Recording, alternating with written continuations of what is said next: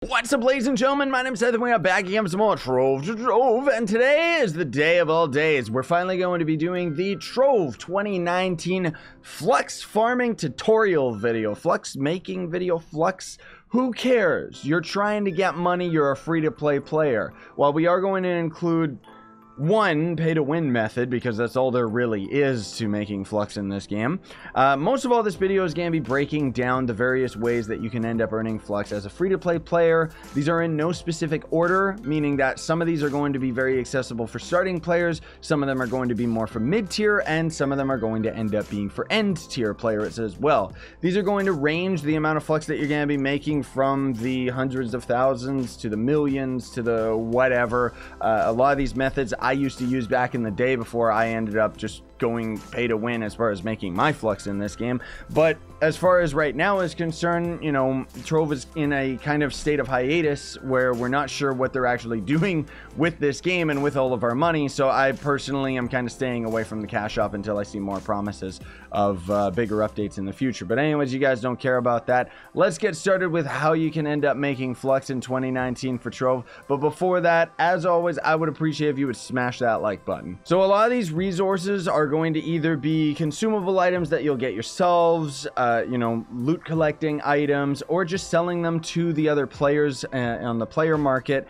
And most of them are going to have to do with the daily bonuses that you end up having in Trove. So for example, on Shadow Tower Day, it's a day where you're gonna want to farm for Shadow Cash, as well as just getting your Titan souls out of the way as well. So there's two options for the Shadow Tower Day. One is you go through Shadow Towers and you end up opening the dungeon chest of the boss. So you have to defeat the boss in order to end up opening the chest. On normal days of the week, you're usually only going to end up getting these fragments, which you can trade at the Shadowy Merchant in order to end up getting Shadow Cash. Or if you're farming Shadow Towers on Shadow Tower Day, usually you'll get enough of these that the game itself will just automatically give you Shadow Cash out of the dungeon chest. This is all keeping in mind the difficulty of the Shadow Tower is obviously going to end up giving you even more of the Shadow Cash, including the Titan Souls themselves, which Titan Souls are an item that you can exchange at the Shadowy Merchant for Titan Caches. I think that's what they're called. I haven't seen them in a million years because I've got a million Titan Souls. I save everything, right? So you've got one of two options. You can either open these Titan Cache and they're going to end up just outright giving you Flux. Some of them actually you can get pretty lucky, but for my money I would say that the safest bet is probably to sell them. Joe was actually telling me that somebody figured out that there is like a 1k Flux difference between opening and selling them. I don't know what the answer to that is though, and I can't be bothered because 1k Flux doesn't really make that much of a difference to me in the long run. Sure, it makes a difference to some people, but honestly, it's like, just pick your poison, you know. It's Trove, it's making Flux, whatever. There's better ways of making Flux than that anyways, but you're trying to optimize it as best you can now, aren't you? Gathering Day is another example, and since Gathering Day now finally affects the Geode Caves, that is going to end up being a very, very easy way to end up making Flux, just because people need those resources as soon as possible because they want to get through the Geode Cave system as soon as possible. Now that said, there is an even more reliable resource from this that we'll talk about a little bit more later in the video, but you guys already know what we're talking about. As for the normal primal worlds, you're going to end up just going for basic ores. They're going to end up selling for a decent amount. This can end up working to your advantage if you're a starting player, especially Cinnabar, because the Forbidden Spires biome is available in all the different worlds, even in Novice, because the devs were lazy. And Cinnabar is going to end up selling for a pretty decent amount. Primordial Flames are going to end up being probably a bit better, but they're a little bit harder to farm. You kind of gotta go to a volcanic biome, and even then, you know, the resource doesn't spawn nearly as often as it used to. Meteorite Fragments are another one that's going to be affected by Gathering Day. So if you end up going into a jungle biome, this is going to be the Jurassic jungle biome, you're going to want to wait till you see the generation where there's a bunch of trees, and on top of those trees you're going to end up finding the Meteorite Fragment resource, which I have a whole other tutorial specifically talking about that, because lots of people were always asking me, where do you end up actually getting this resource? So another one that you can possibly end up doing is crafting bombs, apparently. Let me actually just double check. All right, so it's not really much of a way of making flux, but it's a decent enough way if you're going to just try and make the bare bones minimum that you absolutely can, because in fact, I'm kind of surprised, you can outright buy Primordial Flame and Shapestone for 70 flux, you know, the amount that you're going to need to craft a bomb, and then you can sell, because it's going to craft 4 bombs for you. You can actually sell those bombs for 17.9 each, which means that you can actually end up making a profit of 1.6 flux. So for every 4 bombs that you end up crafting for the same resources cost you 70, and you can sell it for 71.6.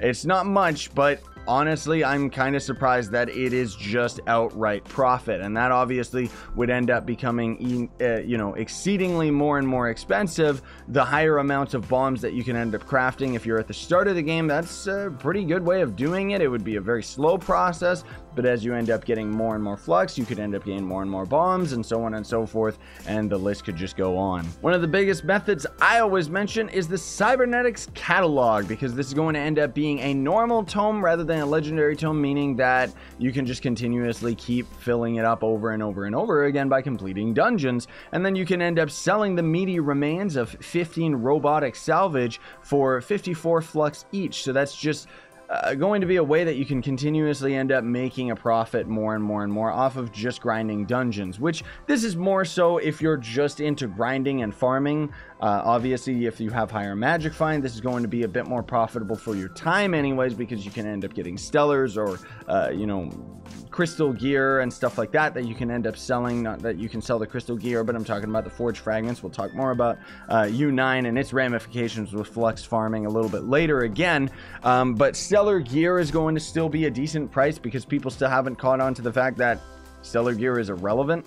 And then there's also going to end up being ring crafting. That's another method that somebody ended up mentioning. However, it's not really, you know, that's getting into a territory of RNG, something that I don't really like dabbling in with Trove, because in the long run, it's usually better to just go for the sure thing. So what somebody was saying that they were doing was they ended up crafting ring boxes, opening them, and then selling the 4-star and 5-star rings, which is risky, you know, similarly to a lot of you guys and gals that I mentioned, you know, grinding or buying Glim and then buying, you know, the caches and boxes that you get from the ship merchants. Then you end up trying to get a Raptor Berserker, for example, and sell the Raptor Berserker.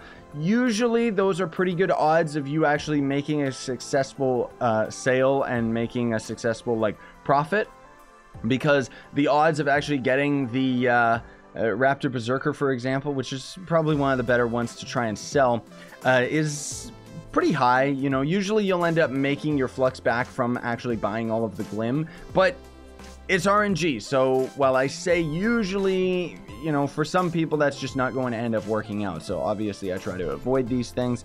One thing that I used to do back in the day, and I still think is actually pretty good, because I actually saw quite a few comments mentioning it, which was surprising to me, is you can end up straight up buying sales for Glim from some of the merchants that you end up finding out in the Treasured Isle biome as well. You know, the ship merchants, the pirate merchants, and you can straight up just buy the Glim and sell the sales, and you're going to end up making straight profit. You could also go for sunlight bulbs on Gathering Day as well if you want, but for my money, there's a much better resource to end up actually farming, and we may as well start talking about all of the stuff you can end up getting out of U9, because now we're in the big boy league. This is going to be the absolute best ways of making flux, which obviously if you're a high enough level and a peak character, you can end up farming U8, U9, and U10 at the Geo top side, chop side. And if you end up getting any crystal gear, you can actually loot collect that to end up getting forge fragments. Forge fragments are required for players to end up upgrading their crystal gear, so it's a continual resource that should end up staying at a pretty decent value. But the most difficult resource to get in terms of actually leveling up your crystal gear is Nitro. Nitro, hands down, I already knew was the best way that you can end up making flux as a free-to-play player. You can straight up make like $1 million a day. It's super duper easy while being super duper grindy. Generally, you're just going to end up going into the geode area. It doesn't matter which Uber world you end up going into. You can be in U8 or U10. It's completely up to you. And all you're really going to be looking for is a biome that's going to generate with a cave system. Now, I'm on PC, so I've got a mod that changes the biome from the Uggles bright red. But you can actually see there's 3 different biomes generated here. So we're in the light biome, then there's a dark biome, and then there's the kind of middle red biome, right? So if you end up going to the middle red biome, it's going to be pretty easy to spot these gigantic cracks when you end up getting into this version of the biome. And these are almost always, well, no, they're always going to end up being an underground section. Now, this is where you can not only end up farming for this green, ugly, disgusting resource right here.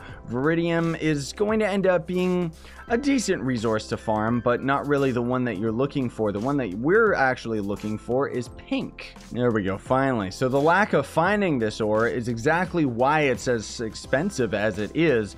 But the thing that's ridiculous is it's super expensive. You straight up are going to be able to make such a killer profit off of just going for this nitro alone, just because it's a resource that everybody needs right now because of all the crystal gear. Now, hopefully that's going to end up holding true to the testament of time, because in my last flux farming tutorial video, it was before the Vanguard came out, and I was saying plasmium was going to be something good, and then it turns out that nobody farms for plasmium and nobody buys plasmium. It's a garbage resource that nobody wants anymore. Now, this is why, as I said, there are different resources you can end up going for on Gathering Day, but Nitro is going to be your best bet. Even on normal days, I'd say that Nitro is probably going to end up being your best bet, because it's just going to be a continuous resource that everyone's going to want. A couple other noteworthy mentions that people talked about was somebody ended up mentioning going into Bomber Royale and selling the PvP boxes, which, I mean, if you're into Bomber Royale, sure, it's some of the best XP in the game. But another couple that we do need to mention for sure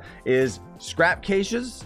So you're going to end up getting these boxes right here, the Neon City scrap cases, just from farming neon enemies in the biome, as well as rampages more specifically is where you're going to get a lot of these. And getting around like 1,000 to 4,000 flux at once is what one of your guys' comments ended up mentioning.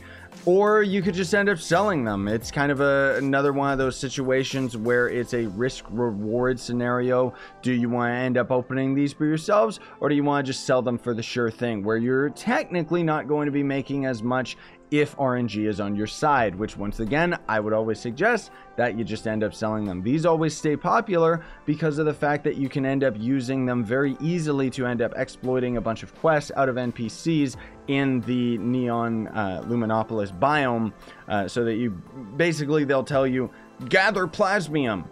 You use the scrap cases to give yourself plasmium, and then they give you the quest XP. So it's a pretty good way of getting XP really, really quickly as well. But Bomber Royale is just a little bit better. Last but not least, for free-to-play options is flipping the market, which is something that I have never perfected because I don't flip stock in real life. And if you know how to flip a market in a video game, then you're probably going to end up having the mind where you can end up doing it in real life. And in all honesty, that's going to be the best way that you could end up spending your time, because then you're going to end up getting something even better than Flux. Real life profit. And real life profit is always going to trump free-to-play profit, because you can end up buying the credit pouches in the store and outright selling these to players for absurd amounts of Flux. Look at this. This is insane.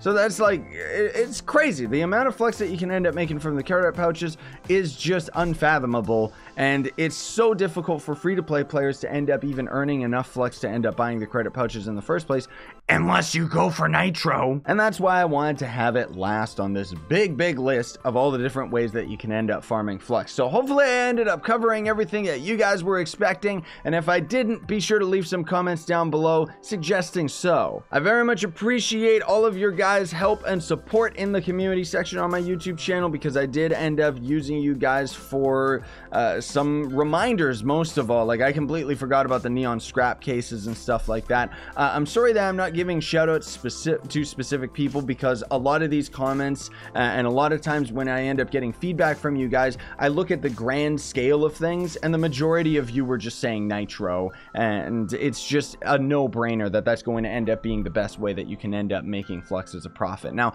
lots of people are always questioning, like, oh, how come you have so much flux? You should give me some of that and stuff. No. What ended up happening with me, I wanted to explain this story. Well, you know, we're sitting here in a flux farming tutorial video. Why do I have 65 million flux? Because credit pouches were on sale. You could actually buy 2 times the credit pouches for the price of 1. Yeah. So I capitalized on that, and my justification for that, because I ended up pretty much spending my entire paycheck on it, was that that was going to end up being the amount of flux. Like this right here, it looks like a lot right here to you guys, but that's because this has to last me the entire year. I'm not going to spend any more money on credit pouches. I just can't justify it with the amount that I already ended up spending. So anyways, that's why I have as much flux as I do. Please stop asking me to give it to you because I'm not going to. Thanks for watching. You can end up making a very easy amount of flux by getting nitro, or you can go on the market and try to flip things. Basically what that is buying things low and forcing the market value of them to end up going higher. With depending on how you end up doing it, which items you end up doing it with, you can either make a profit of 300k or like 5 million flux. I ended up knowing a guy that was making like 10 mil flux a day just because he sat there lazily flipping the market while he was watching YouTube videos. But you know, that's not something for me. There's something about my brain doesn't work that way. Thanks for watching though, everybody. Very much appreciate it. Don't forget to like, sub, hit that notification bell. And if you want to support me, you can always sponsor the YouTube channel with that join button down below. Buy some of the real life merch, which is in the description. Or you can check out the link to Gawkbox, which is a way you can donate for free. Or most importantly of all, if you're a new Trove player, you can actually sign up with the link down below. And then you can end up buying items in the Trove store for the normal price. And I will end up actually making a percentage of that. You can also do this with alternative accounts as well, and then you could just end up exchanging the flux to your main account if you want to actually go the extra mile and be bothered to do so. But even if you don't, thanks so much for watching, everybody. Sign on and stay epic.